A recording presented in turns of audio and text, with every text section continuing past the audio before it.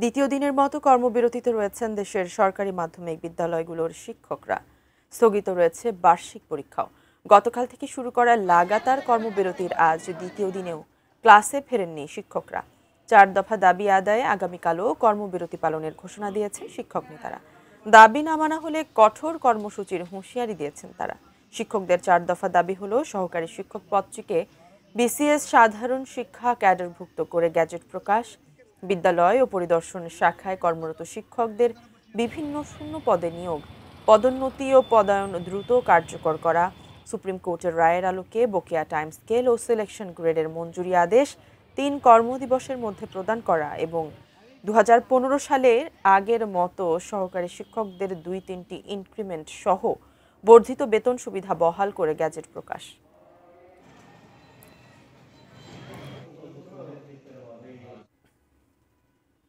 পার্বত্য চট্টগ্রাম শান্তি চুক্তির 28 বছর আজ। চুক্তির মৌলিক অংশের বাস্তবায়ন নিয়ে আজও পাহাড়িদের রয়েছে নানা প্রশ্ন, ক্ষোভ, অভিযোগ এবং দাবি। পাহাড়ের শান্তি ফেরাতে আগামী নির্বাচিত সরকারের কাছে চুক্তির মৌলিক অংশ বাস্তবায়নের প্রত্যাশা তাদের। আর বাঙালি জনগোষ্ঠী দাবি চুক্তি বাতিল বা পুনর্বিবেচনার। 1997 সালের 2 ডিসেম্বর আঞ্চলিক রাজনৈতিক দল জনসংহতি সমিতির সাথে তৎকালীন আওয়ামী লীগ সরকারের শান্তি চুক্তি সই হয়। সেই জনসংহতি সমিতি অভিযোগ করে আসছে চুক্তির মৌলিক বিষয়গুলো আজও বাস্তবায়ন হয়নি।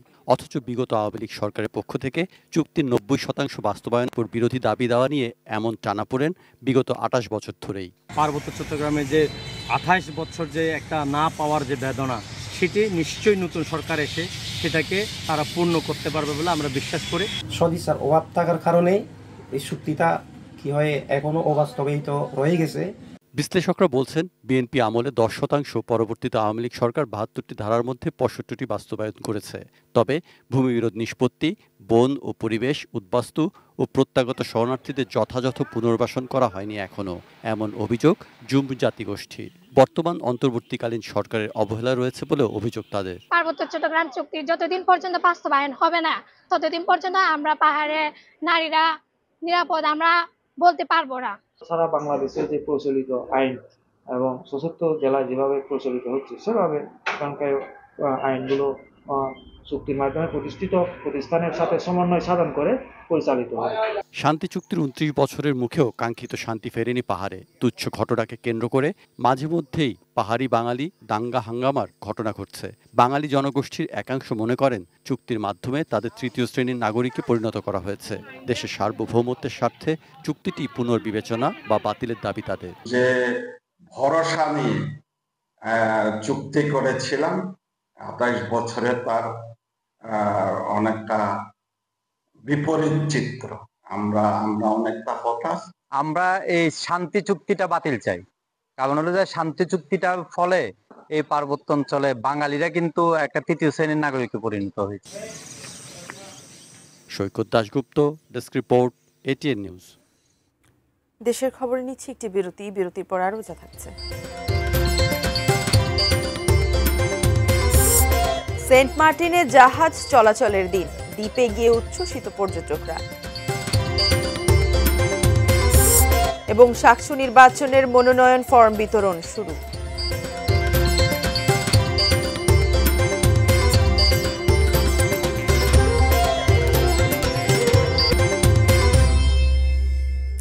বিরতির পর আবার আমন্ত্রণ দেশের খবরে। দেশের সার্বভৌমত্ব রক্ষা ও দেশের মানুষের কল্যাণে নবীন অফিসারদের সততার সাথে দায়িত্ব পালন করতে হবে জানিয়ে যে কোনো চ্যালেঞ্জ মোকাবেলায় সেনা সদস্যদের সর্বদা প্রস্তুত থাকার নির্দেশ দিয়েছেন সেনাপ্রধান ওয়াকারুজ্জামান।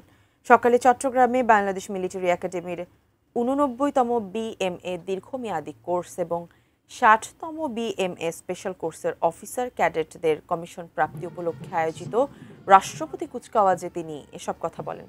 এর আগে সেনাবাহিনী প্রধান মনোজ্ঞ কুচকাওয়াজ পরিদর্শন ও প্যারেডের অভিবাদন গ্রহণের পাশাপাশি কৃতি ক্যাডেটদের মাঝে পুরস্কার বিতরণ করেন। পরে অনুষ্ঠানে আগত অতিথি এবং প্রশিক্ষণ সমাপনকারী ক্যাডেটদের বাবা মায়েরা নবীন অফিসারদের র্যাঙ্ক ব্যাজ পরিয়ে দেন। এবছর 89তম BMA দীর্ঘমেয়াদী কোর্সের সর্বমোট 184 জন অফিসার ক্যাডেট ও 60তম BMA স্পেশাল কোর্সের 20 জন অফিসার ক্যাডেট কমিশন লাভ করেন।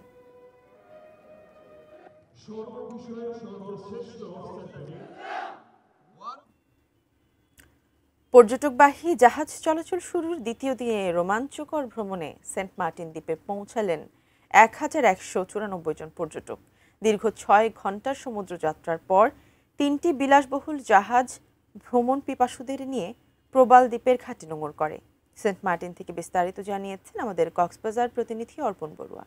দীর্ঘ ১০ মাস পর প্রবাল দ্বীপ সেন্ট মার্টিনে পর্যটকবাহী জাহাজ চলাচল শুরু হওয়ায় সেন্ট মার্টিনের স্থানীয় ব্যবসায়ী, সেন্ট মার্টিনে যারা স্থানীয় বাসিন্দা রয়েছেন পর্যটন খাতের, তাদের মাঝে প্রাণ চাঞ্চল্য ফিরে এসেছে।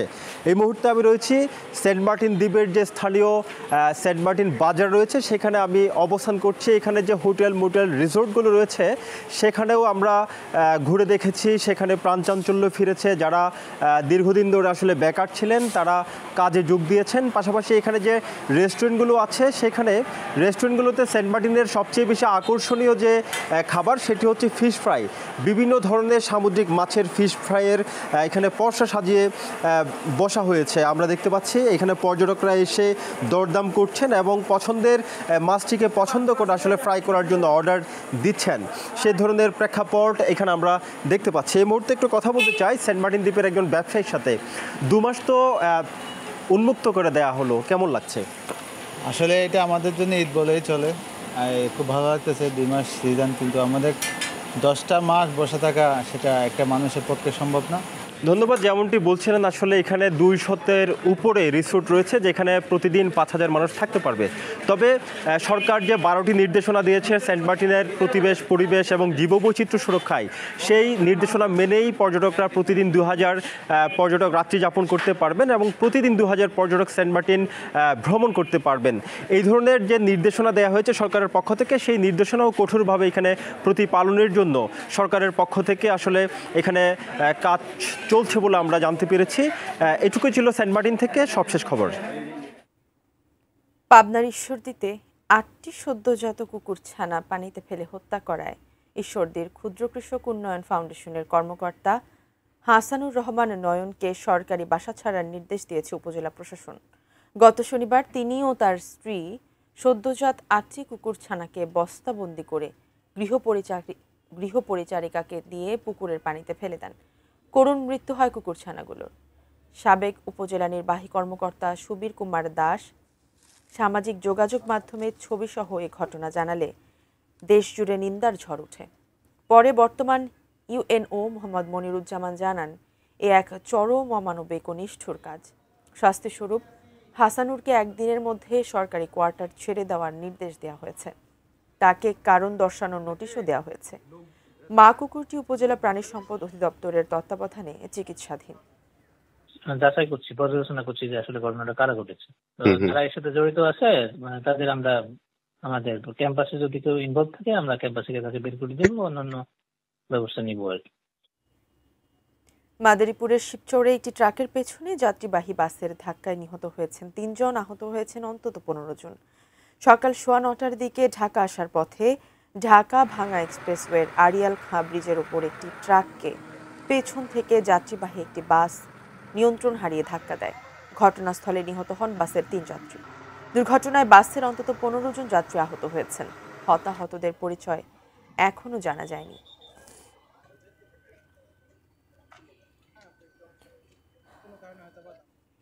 দেশের খবরে আবারও সময় হলো বিরতির। ফিরছে কিছুক্ষণের মধ্যে সঙ্গে থাকুন।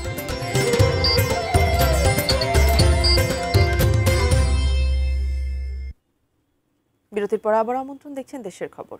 দীর্ঘদিন পর সেন্ট মার্টিনে পর্যটকবাহী জাহাজ চলাচল শুরু হয় উচ্ছ্বসিত ভ্রমণ পিপাসুরা। জাহাজ চলাচলের দ্বিতীয় দিনে নুনিয়ারছড়া বিআইডব্লিউটিএ ঘাট থেকে ছেড়ে গেছে 3টি জাহাজ। সকাল 7টায় দ্বীপের পথে ছেড়ে যায় সেন্ট মার্টিনগামী জাহাজ 12 আউলিয়া, কর্ণফুলী এক্সপ্রেস ও কেয়ারি সিন্দাবাদ। দ্বিতীয় দিন 3টি জাহাজে দেশের একমাত্র প্রবাল দ্বীপটিতে গেছেন 1194 জন পর্যটক। দীর্ঘ 10 মাস বন্ধ থাকার পর গতকাল 1 ডিসেম্বর থেকে সেন্ট মার্টিনগামী জাহাজ চলাচল শুরু হয়।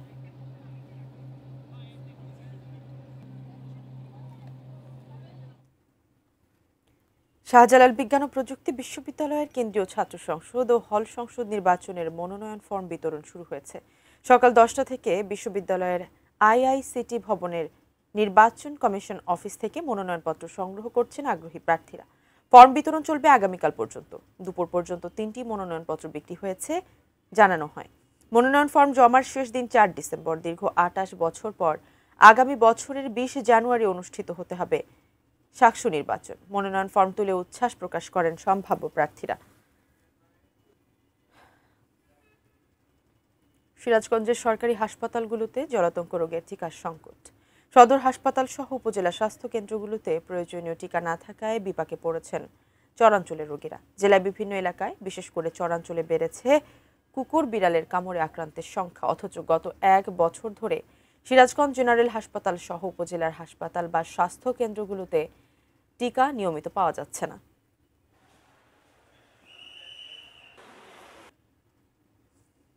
ভারত থেকে চাল আমদানির সময়সীমা শেষ হলো নভেম্বরে। 4 মাসে ভারত থেকে বেনাপোল বন্দর হয়ে এসেছে 18,000 মেট্রিক টন চাল। দেশের চালের বাজার স্থিতিশীল রাখতে দেশের সব বন্দর দিয়ে চাল আমদানির অনুমতি দেয় সরকার। তার সময়সীমা ছিল 30 নভেম্বর পর্যন্ত। ভারতের পেট্রাপোল বন্দর হয়ে গত 4 মাসের 55 কার্য দিবসে বেনাপোল বন্দরে এসেছে 18,011 মেট্রিক টন চাল। গত 21 আগস্ট 9টি ট্রাকে 315 মেট্রিক টন চালের প্রথম চালান বেনাপোল বন্দরে প্রবেশ করে।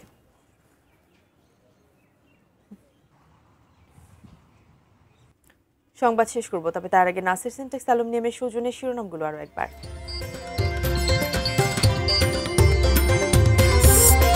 চিকিৎসা গ্রহণ করতে পারছেন বেগম খালেদা জিয়া, জানালেন ডাক্তার জাহিদ।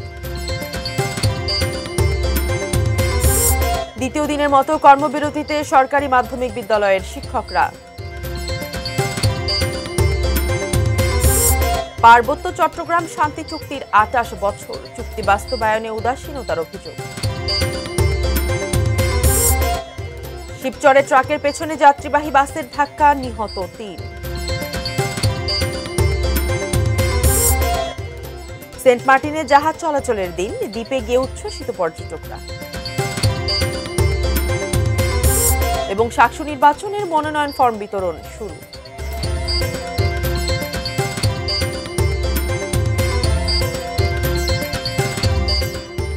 দর্শক, এই ছিল দেশের খবরের সর্বশেষ। সঙ্গে থাকুন, দেখতে থাকুন ET নিউজ। ধন্যবাদ সবাইকে।